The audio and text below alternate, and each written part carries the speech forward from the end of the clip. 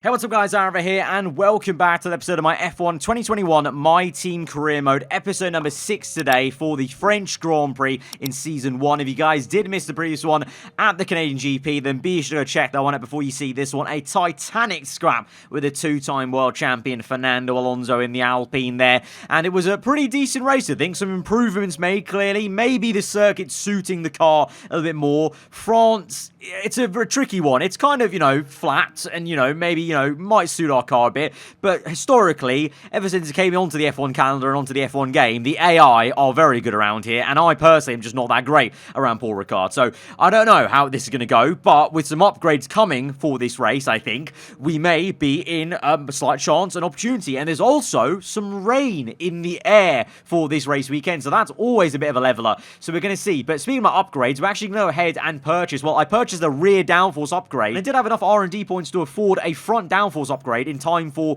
the Austrian Grand Prix, but I actually then hit the simultaneous development plateau of the department. I don't have the right spec of the aero department facility to do 3 upgrades at the same time. I can only do 2 at the moment, so we're going to have to wait to purchase the front downforce, which is a little bit annoying because it means the aero balance might be a little bit out of whack to the rear end when we go to Austria. Maybe we can try and purchase it just before the Austrian Grand Prix and get it done quickly, but we've also got an upgrade that's come onto the car in terms of not performance, but durability of the gearbox, and that's going to open up the rest of the durability side of the R&D tree, as it were, even though it's not a tree anymore, but you know what I mean, basically. And so now we can maybe try and have our other parts of our car wear out a little bit less. Of course, we've had a few issues with quick practice, wearing them out quite a fair bit, but also at the same time, early doors, we know in my team that they just generally do wear out a little bit more at the first kind of few stages in the first season or two, so that's always kind of an aid. And it seems like with this year's game, with, maybe player faults being randomized, or maybe being, there might be player faults that are kind of actually driven from how much wear you have on the engine. We need to be careful about that and, try and be in a position where we're not breaking down every single race. I know I've said before, I'd rather have a fast car that breaks down than a slow one that is reliable, but obviously it doesn't help us if it breaks down every single race. But so far, we've not had that many issues. We had one at Baku, and that was the kind of major first one that we've had, and then obviously some worn parts here and there. So to that effect, we will go ahead and purchase the next logical upgrade then on the internal combustion engine, so the biggest component of the entire power unit, to try and reduce the wear. I didn't kind of like, though, the 40% chance of failure, so I really hope it doesn't fail on me, because I'll be really annoyed, because I don't like spending R&D on durability anyway at the best of times, let alone if I have to spend it twice to repurchase it if it fails. So let's hope it doesn't, but we're going to come through now with a durability department event to see what they want then. So they have said they've got, well, sponsor investment. Our sponsors have decided to invest more in our team. We're sure that we're not the only department asking to dip into the purse, but we generally feel like there's an investment of that size could be a massive push for a current development project. Would you consider hearing our proposal? So it's either going to be 50% off on a turbo durability upgrade, or just declining that and getting some cash, I think. So it's a tricky one, because at the moment I don't really fancy spending more R&D on durability just yet, but 50% is a massive saving, really, and we've got to try and get every kind of, advantage we can, but also at the same time, we could use the extra cash as well. I'm going to go for the discount, just because, okay, maybe we could go and get it. It is a massive, that 50% discount, that's a massive one. You're not going to get that on a booster from quick practice, so we can't actually purchase that quite yet, because even though we do have the R&D points for it, we have actually reached the department capacity for the durability side, because durability we're on spec, I think, 0, or just like, we're on spec 0, I think, on the HQ facility, so we actually can only do one thing at a time, so that's a little bit frustrating, but the discount will still be there. I think it doesn't go away for a bit, so we can try and purchase that after this race weekend. So we go into then France and into quick practice to once again try and gain as much R&D and those boosters as we can. But at this point, obviously, 6 episodes in, I think you guys get the gist of quick practice and how that all works. So unless something majorly bad happens in quick practice where I can't, if there's like, I don't know, 3 times in a row I get a negative on some of the programs, I think I may start to phase out and show you less and less of quick practice, because we're now going to dive straight into then Saturday qualifying at the French Grand Prix, and you may see there it's raining a bit, so that's going to add another span in the works in already a difficult circuit for myself and a good one for the AI. We're out there then on intermediates. The rain is here at Paul Ricard, but it will be getting dry as we go on through this session, so there may just be enough time for one dry tyre running at the end of this Q1 session, so this could be quite crucial. We need to keep on our toes and make sure we're concentrating and going at the right time, because when it's a situation like this, obviously in the wet, it's a bit of an equalizer. You can make, the time up as a driver, but then when it goes to dry, you need to be out there and just be doing the lap at the right time, because you can get caught out. You can be hitting a damp patch and going slower than you usually would, because it's not fully dry, of course, when it goes from wet to dry. There's a few damp patches. The track is very green because the rubber's been kind of pushed away by the water as well, so the track grip's not as high and it gets quicker and quicker, so you just need to be out there at the right time. So we're going to do just that. We set a couple of times on the inters, but it's not going to be to any effect because it is going to be dry enough right at the death of Q1 to go onto a set of soft compounder tyres there. So this is what is going to matter for us, and it's really hard to tell how much time we're gaining on the top right there, because you're gaining like seconds basically, not tenths, so it's so hard to judge where we're going to be. So we're just going to try and go to the line and see what we get, and it is just going to be enough to get us through into Q2. Very close stuff there. P13, we're just behind Lando Norris and Max Verstappen, so that's what I mean. That's what I meant by that kind of situation. Even the top guys can get caught out and have a slower time, so that's why it's crucial just getting the laps. Unfortunately, our teammate does not get through, and Bottas is behind us. We outqualified a Mercedes in Q1, so showing, like I said, how important that timing was. But now, unfortunately, it is dry, so Q2 may be crashed back down to reality for where the car is. And so into that second part of qualifying, just trying to do the best job we can, but kind of knowing it's kind of a bit futile basically, because everyone's going to speed up. As I said, without some rain, really, I don't think I'm that great around Paul Ricard, but let's see. I don't know, it could be a little bit different. The track does feel a little bit more flowing, I will say that, on this game compared to last. I felt kind of the car's a little bit less stiffer on the rear end. You can kind of slide it about a little bit more, and that helps in the last sector, I feel. And so we're finding a little bit of time going a bit wide there to gain a bit of time there, I will admit, but not too much really on the top right. You can see maybe half a tenth, if that, there, as we're now just nearly 1.7 tenths up on this time. We're down in P15 though, so it may just be enough to remain in P15. I don't know, fighting Giovinazzi and Tsunoda and Ocon there up the road, but we do gain a little bit more time in the last sector, drifting the car through, and we're now 6 tenths up, so we gained 3-4 tenths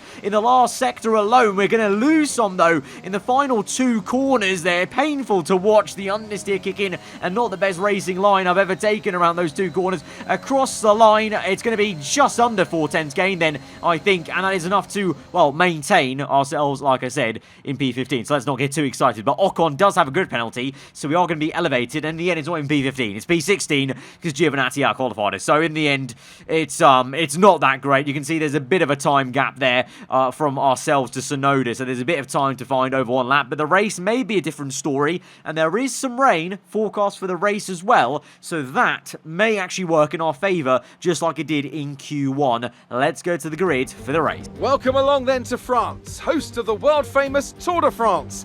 But we're not talking 2 wheels today, we're talking 4, in a country widely thought of as giving birth to the art of motor racing back in the late 1800s. We've come a long way since then, and you're about to find out how far. It's time for the French Grand Prix. We have 15 corners here at the circuit Paul Ricard, 6 to the left and 9 to the right.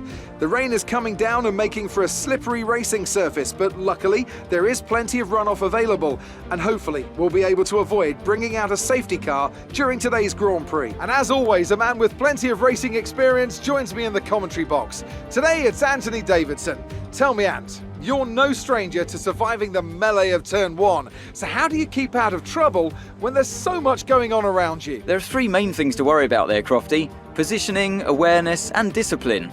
First, you have to put your car in a bit of space and make sure you have room to react to what the others are doing. Then you have to watch your mirrors and listen to the sounds around you to get a sense of where everyone is. And finally, just don't get too greedy. Just because a gap exists doesn't always mean you should go for it. Before we begin, let's take a quick look at the grid lineup for today's race. Good job yesterday from Valtteri Bottas. The Finn starts from pole position, and it's Lewis Hamilton alongside. Considering the rest of the grid, we have Verstappen, Ricciardo, Sergio Perez, and Leclerc.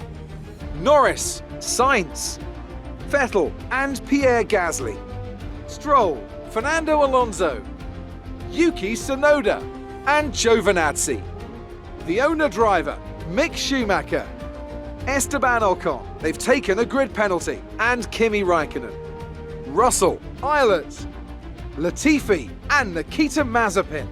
And with lights out just moments away, it's time to go down to the track. So it is race day, it is raining, and yet we are all on the dry compounded tyre. So we've got a wet track but dry tyre race at the start here. I guess, I don't know, that everyone, including our team, does not think it's wet enough for the Inters, or that it's going to be, you know, it's going to stop raining very quickly enough that, you know, it's not, no, there's no need to go to Inters, or I don't know. It's kind of like a Brazil 2012 situation. Very odd one to be in. But yeah, I mean, both strategies do not include the Inters, even though there is clearly an indication for rain on the icons there, and you can see it when we went into the cockpit as well on track. It's literally actually dropping down with droplets of rain. So I don't know, but it's a two-stop either way, from softs to two sets of mediums, or using all three compounds. So that's quite interesting for long term, that this race has finally become a two-stop no matter what here, at least in the game, compared to real life maybe. So that's going to be quite interesting. But for us at the start then, I don't know, just making the most of these weird conditions. It's going to be a bit slippery out there. Maybe there's a chance that we see a few AI mistakes, but everyone is on the soft. So everyone's doing this. Everyone's going to firm it and go on slicks on a wet track as we go to 5 red lights to the French Grand Prix from P15 on the grid. It's a stab into the unknown with these kind of conditions, and we're off and underway as the lights are out and everyone's a little bit sheepish up the road. Tsunoda making it merely 4 wide as we have to take avoiding action with Giovinazzi. Everyone's being very, very either darting or cautious here. No in between, as we are going to try and wrestle the car through. There's definitely a lack of grip on the rear end I'm feeling on the steering wheel, so you're going to see me chopping away at the steering wheel quite a few times. We're up into P14. Alonso, though, he's cut us across the circuit, but then gets a bit of his own medicine as he gets blocked in by Tsunoda and Stroll. We're going to try and weave our way through and cut through on the inside curve and make a little bit of contact with Tsunoda and then go wheel to wheel with him once again. We're battling these two, Tsunoda and Fernando Alonso, and we go around the outside of the AlphaTauri, but he's going to come back at us straight away. But these conditions are so odd. I mean, it looks really wet out there, but the grip's kind of thereabouts. I mean, there's definitely a bit of lack of grip, but it's not actually as bad as it visually looks. And Tsunoda, though, is able to get us, showing the AlphaTauri again, very handy in a straight line indeed. And maybe at this early stage, I'm saving a little bit more ERS there than maybe he did on that straight, because I'm a little bit wary of having to use some. Well, on this very straight, I think this straight here into this flat-out right-hander, usually in quali, a little bit of a lift-off maybe there as the understeer kicks in.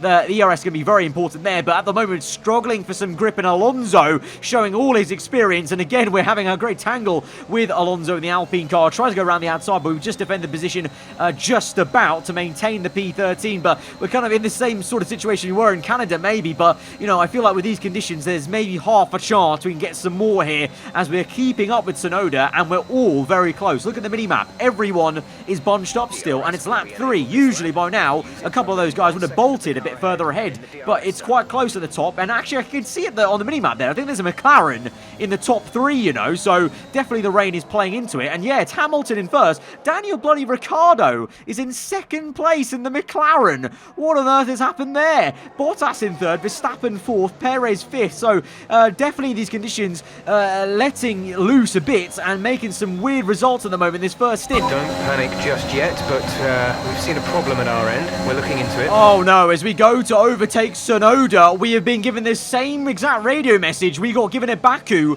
right before our MGUK failed, and we had to retire completely out of the race. Now, our turbocharger is where he won. Is it something to do with that, maybe? Not good news, I'm afraid.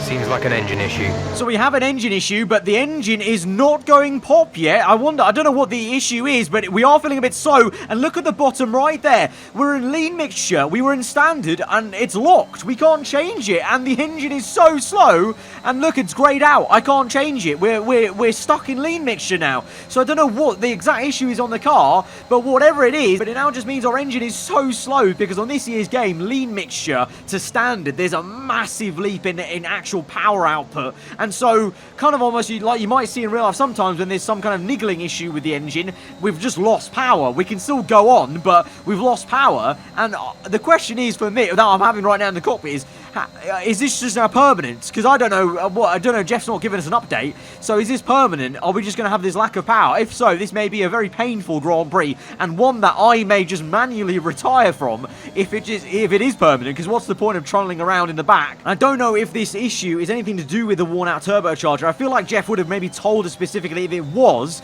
so I'm kind of scratching my head. It may just be a random failure again, and look at the bottom right. I think we're back. Standard mixture is back. That's grayed out still, so I can't change that manually to leaning in or up to standard. But we're back to standard, and the power is definitely back. We're feeling a little bit better in a straight line, and we're pulling away again from Sonoda with DRS. Okay.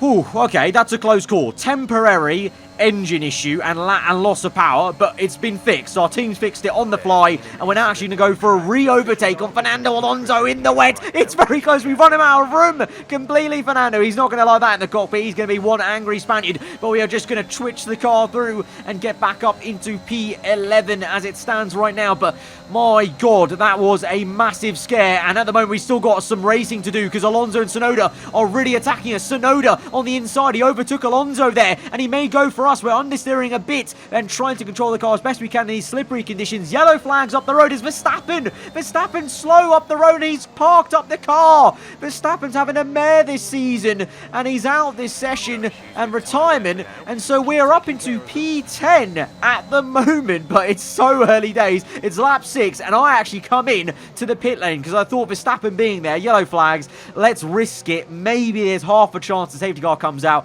and we can time this correctly. I was going to come in anyway, maybe in a lap or two's time. You can see other people have come in anyway for their first pit stop, so it's the natural time for the first pit stop anyway, so it's not much of a gamble, but I thought we may as well try that. And going on to the medium tyres, it's still looking pretty wet out there, but it should get drier and drier and look a lot drier eventually. But it's literally still actually raining physically on track as we speak right now, so yeah, mystifying how there's any grip for any of us out there. But we're on to mediums, and let's go on then, and well, let's try and make the most of this race now, because we've been given a gift by the F1 gods here of not being completely out of this Grand Prix. It was a temporary issue, thankfully, and we can continue on. And we were in P10 just before that pit stop, but as I said, there's about 2/3 of this race to go, and other cars are quicker around us, so let's see what we can do really and where we are going to filter out. It's going to be ahead of Sonoda.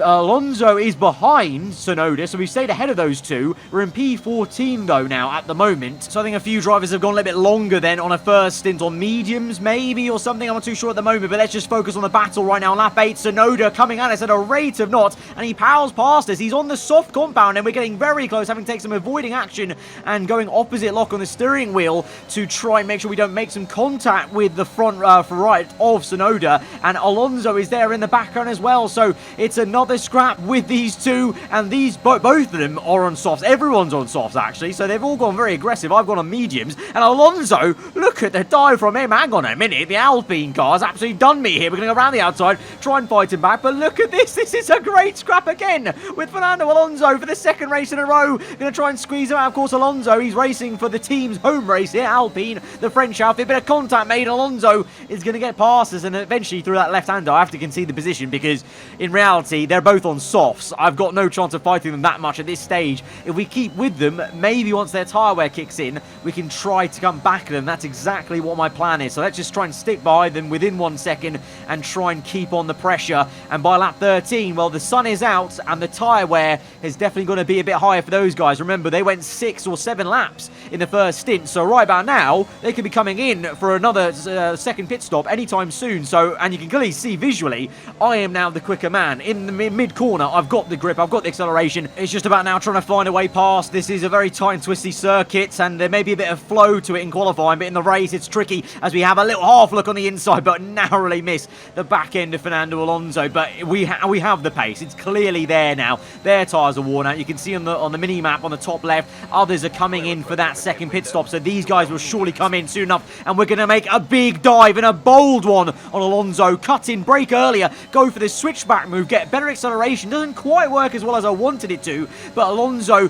goes defensive enough because he thinks we're going to try the move, and we are going to try the move on the outside. Bit of contact made with Alonso, but I'm not having any of it. We get the elbow out, we want the position, we've got the pace for it, and we're up into, at the moment, P10, but of course people have just made pit stops, so I don't actually fully know quite yet where we are in this race, because I think a few people somewhere along the line have jumped us that were behind us but I think they're in better cars, maybe. I'm actually just not sure completely yet, so let's just see how this race filters out into this last stint after the second pit stop. But at the moment, we're continuing on.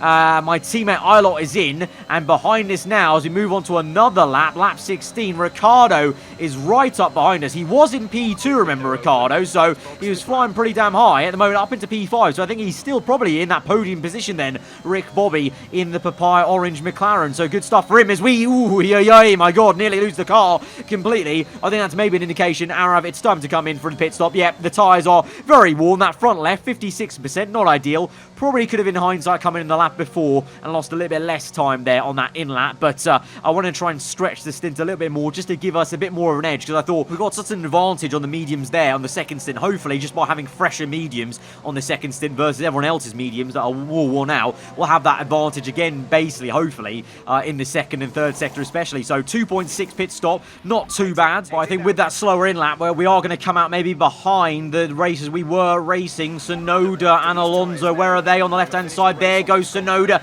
Alonso is just behind us. So we've actually managed to stay ahead of the Alpine then, and we're going to try and chase after Tsunoda. His teammate Gasly's in P10 then. So I think that's who, I think Gasly's one of the guys that jumped us. So we're fighting for P11 then. So that's a bit of a shame. I thought at one point in the first stint we were fighting for P10 maybe with Tsunoda and Alonso, but we're fighting for P11. But we're still going to absolutely send it and have a ding-dong battle with Yuki in the AlphaTauri. Couldn't quite make the move there. I saw he was going to cut across us, and the understeer kicked in a little bit on that right-hander, so we have to cut in now and try and use a bit of ERS on this second straight. No DRS available on this one, just flat-out racing, pure stuff here. Very, very close. This is a battle of nerves. Who's going to blink first? I am, because my car can't hack it, and we try a little dive to the inside, but Yuki, look at him, running us completely out of road there. I mean, he was the car ahead, so he has all the right to, but he's really defending very well. We're having a really good scrap with him. Where's he going to go? Defensive to the inside, we go to the outside. We're going to try what we did on Alonso, go cut in tight again, and try and get that open. That is what I wanted with Alonso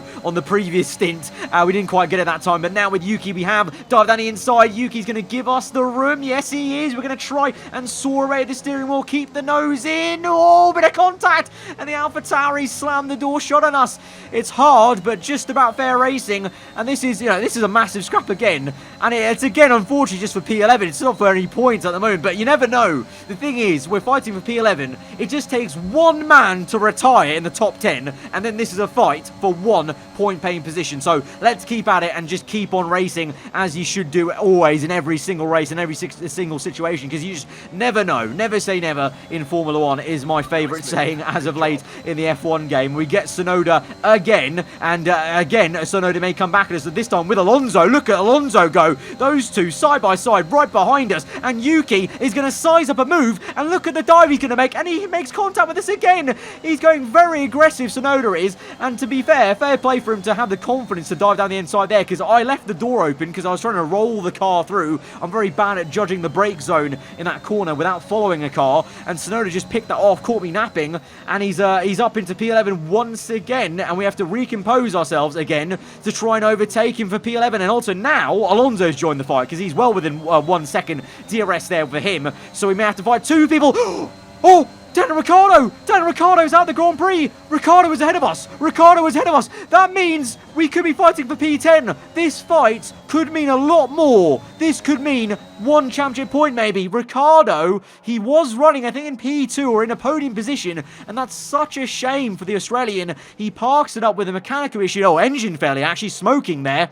And he's out the Grand Prix, and here we are then, lap 21, 6 laps to go, and this amazing scrap with Tsunoda and Alonso a little bit as well has now turned into a fight for actual points. So now, game on. This means more than ever. It's okay, I was having fun fighting for P11 and having a fun little race, but now I genuinely really want to get my head down, and I want to get this move done, and I want to try and pull away from Tsunoda if we can, or do something just to defend a bit better and not be back and forth, because this could be 1 point. So far, we've got 2 points in this championship. This could be half the points we've scored so far this season. This is massive for a team like us right now at this stage of our career in Season 1, Episode 6, Round number 6. 6 at the French Grand Prix. Here we go with DRS. Not too much ERS usage, but Yuki locks up on the front right, and we go around the outside. Can we get it to the inside for turn 2? Bit of drifting there, soaring at the steering wheel, but we're up into P10 now, as Tsunoda made a mistake. He cracked. But like I said, we don't have too much ERS to use. We've got 20% left,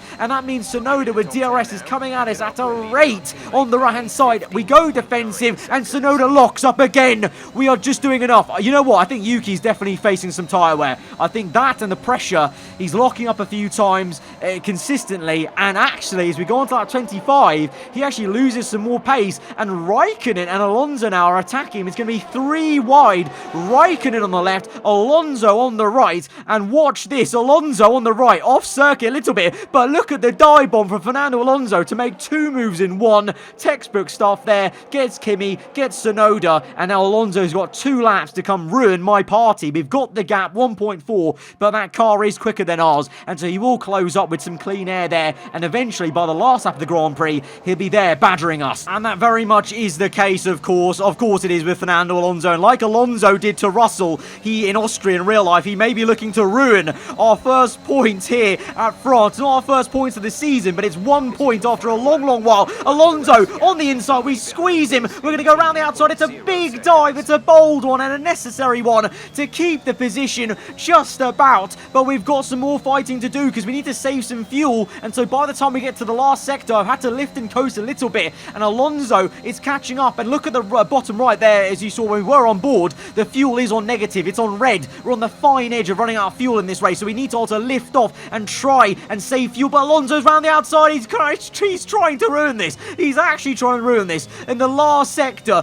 like he did to Russell in real life in Austria. He's going to try and take 1 point away from us. We defend, but Alonso goes with the switchback. We've been duped. Alonso, he's on the inside. He's got the acceleration. We're trying to push him. We've hardly got any ERS left. We've got the fuel now, so we're fine. Into the last corner. Alonso round the outside. We get the elbow out, and we're just about going to survive that, and we're going to get 1 championship point. And I have never felt this happy and ecstatic by 1 measly little point, but it matters a lot when it's pretty much, well, it is half the points we already had in the championship.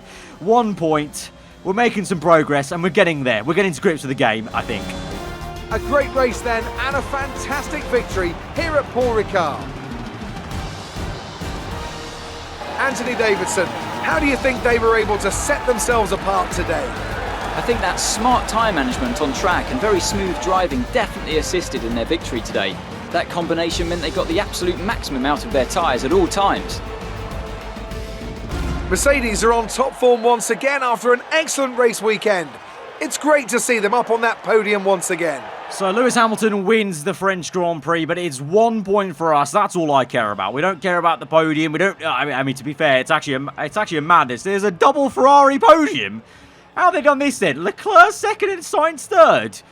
Okay, that's a bit of a madness, but 1 point for us. That's the headline. No one cares about the red team here. 1 point for us. That's big. Obviously it's not a massive difference for the championship. We're no closer. We're still way off the actual midfield fight we want to be in by the end of the season or into season 2 maybe long term. But it is a long-term project, especially with the custom career sliders that we have that you guys voted on.